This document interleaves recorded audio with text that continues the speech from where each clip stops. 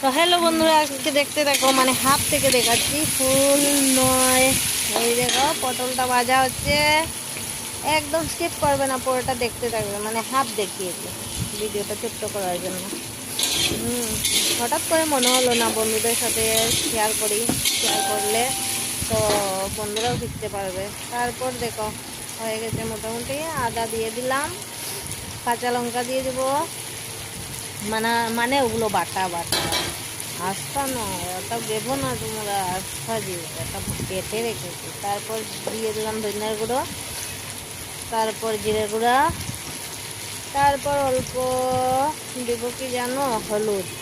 এই যে দেখো, আর নুনটা আমি আগে দিয়ে দিয়েছি, তোমাদের সাথে অ্যাড করে নিয়ে এখন দেবো ভেজে আলু রেখেছিলাম, ওই আলু ভাজাগুলো, হ্যাঁ দিয়ে দিলাম।